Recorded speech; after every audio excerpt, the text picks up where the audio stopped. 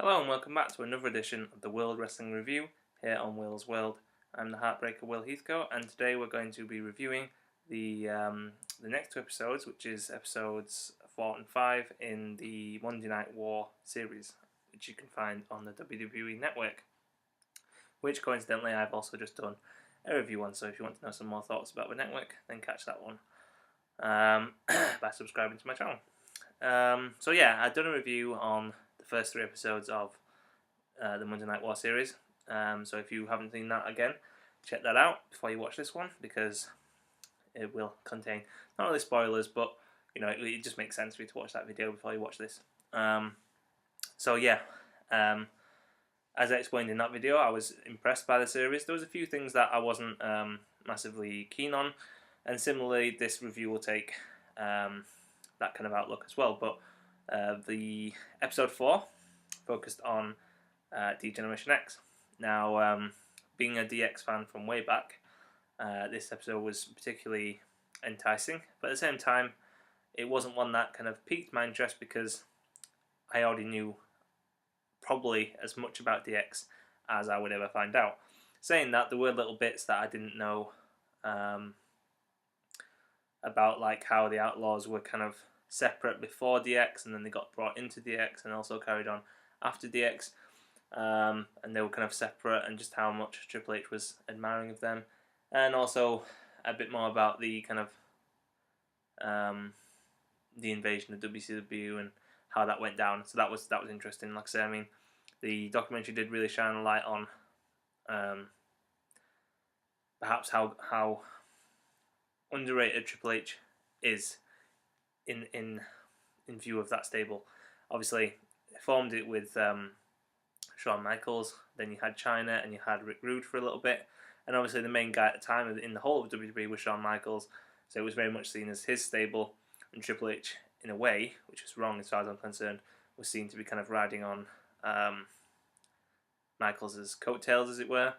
It wasn't until Michaels got injured, obviously, and retired, that Triple H took over, and then he incorporated the New Age Outlaws and X-Pac, and really rode with it, and they became kind of a staple of the Attitude Era. And Michaels himself on this documentary said, in many ways, Triple H's version of DX was better than his, and that's strong words, and I'm not sure whether I'd agree with that. I mean, I'm kind of I like both equally, so that's my kind of feelings on that. But again, it was a really nice documentary to look at the kind of genesis of it and how it's kind of still popular, and they also they bring them back from time to time, and it's still a very important part of the Attitude Era and the history. And it was so funny to kind of see how Vince McMahon was probably closing his eyes at some parts of it because he knew some of them were crossing the line, but he realised it was good for ratings. And there was the whole segment they did with Michaels pretending to be Clinton and saying, "I did not sleep with that young intern," and they got in trouble with all the ratings and things. So it is a really kind of a good episode, and if you're a DX fan, I'd definitely check that one out, as I try not to spoil too many things for you about it. The next episode, again, wasn't one that I was particularly eager to see. It focuses on Mick Foley, and I've got nothing against Mick Foley. He just never really was one of my favourite guys. I think that was mainly because I started watching WWE the first time round in the year 2000, the year he retired. So obviously he wasn't on my screen much as a wrestler. We saw him later on as a more commissioner or whatever, but I never really saw him kind of fight too much. So, and he was never really a character that appealed to me. But watching this documentary, I have to say I'm a little bit of a convert. I'm still not going to go out and say he's one of my favourite wrestlers, but I am now more interested to perhaps read his books and also learn a bit more about him. Like I said, this documentary was a bit of an eye-opener to his career, because in comparison to DX, where I knew pretty much everything about them, I knew very little about Mick Foley. And it was just, I think the thing that stood out for me the most is that Hell in a Cell match with Undertaker, which everyone will have seen, a million times because they replay it, and that's my point.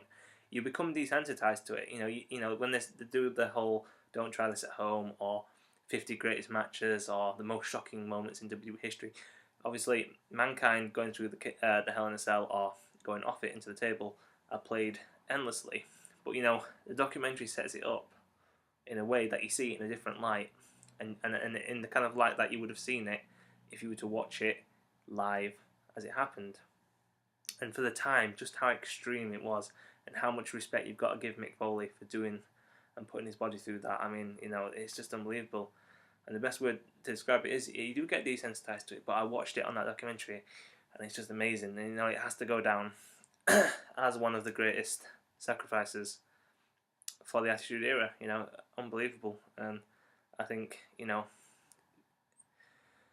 the episode really kind of hammers home the genesis of each of Foley's personas. Each one gets its own little bit. Dude Love, Mankind, Cactus Jack, and it tells how he went from WCW to ECW to WWE, and the effect he's had on his career. And if you're a Mick Foley fan, you've got to watch this episode, because I'm sure you'll love it. But similarly to how I was with DX, you may already know this stuff. So if you're not a Foley fan, if you're like me, you're a bit skeptical, watch it even more, because it doesn't disappoint. So they're the good things.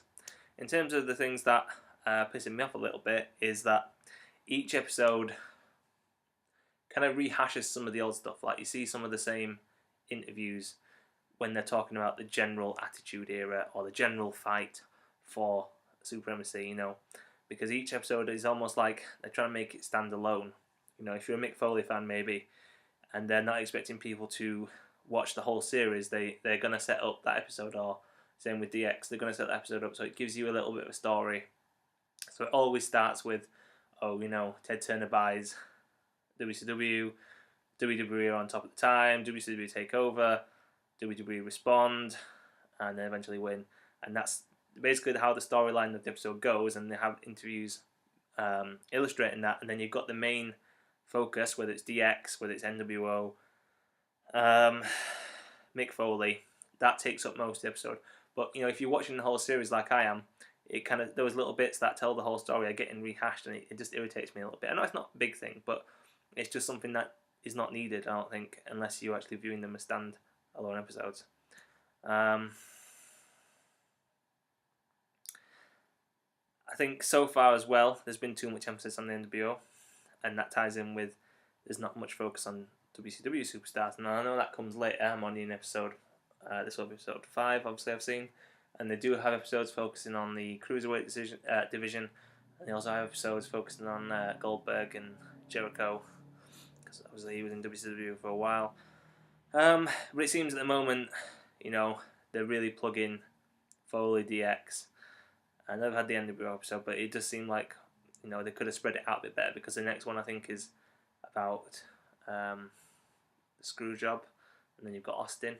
So it really seems like they could have spread it out a bit more with the WCW guys, but maybe they're trying to do it in a chronological order. I'm not sure.